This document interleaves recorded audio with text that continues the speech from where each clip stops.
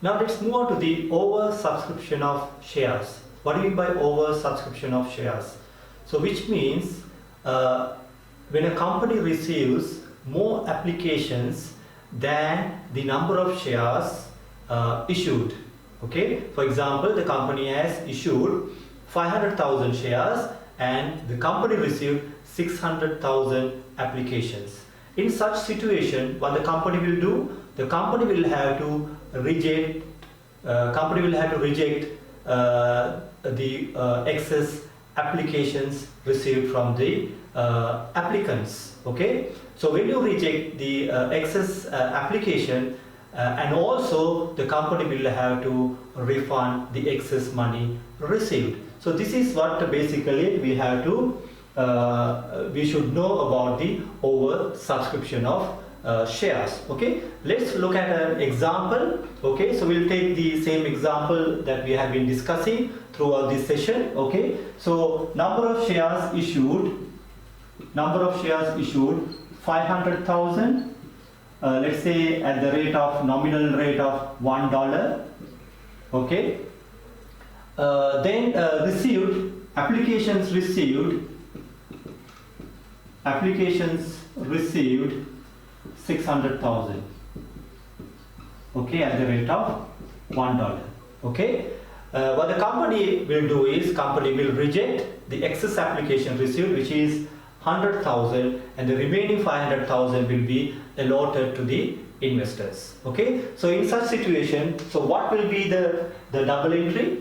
So what should be the double entry? So first double entry will be, you need to debit when you receive the money. Okay, the company will receive 600,000 number of shares at the rate of $1.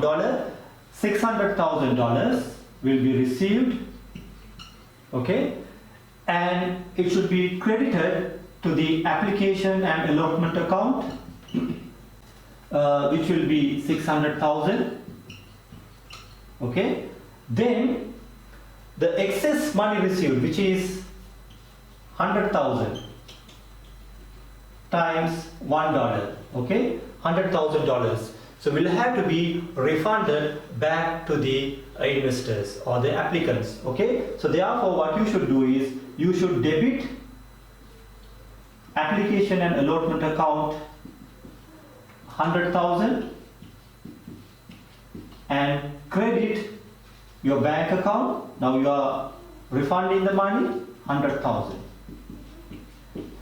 Okay, finally what you need to do is the remaining shares, which is 500,000, will be allotted to the investors. So when you allot, you need to debit the application and allotment account 500,000, and you need to credit ordinary share capital 500,000. Okay, so this will be the journal entry when shares are oversubscribed. Okay, now we'll move on to the ledger accounts. How do you record these transactions in the ledger accounts?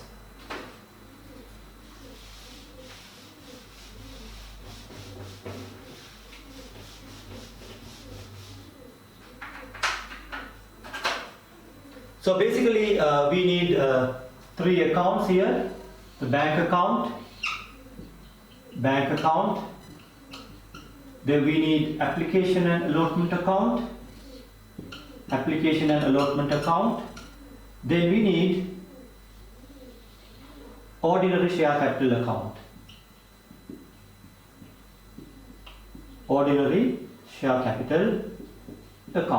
Okay, there is no share premium. Okay, the shares are issued at a nominal value, at par. Okay, so we received 600,000 number of application at the rate of $1. That is the par value. So we debit the bank account 600,000, application and allotment account. So bank account here 600,000. Then the excess applications received will be refunded back to the shareholder, to the investors. Okay, which is 100,000. So 100,000 will be credited here, application and allotment account. 100,000, sorry, bank account debit the application and allotment account 100,000 is the bank. Okay. Then the remaining shares will be allotted to the applicants. Then once you allot that, you debit the application and allotment account, credit the ordinary share capital account. Okay. So you can say ordinary share capital 500,000 and ordinary share capital account will be credited application and allotment account 500,000. So thereby this account will be 0. So when you balance off this is 0 and you will remain with 600, 100. So balance in the bank account will be 500,000. So 600,000 received, then the balance carried forward will be 500,000. So this is the debit balance, okay, and the credit balance is the ordinary share capital account, which is 500,000. So this is how you record the transactions in the ledger accounts when the shares are over subscribed. Okay, now we'll move on to the next lesson.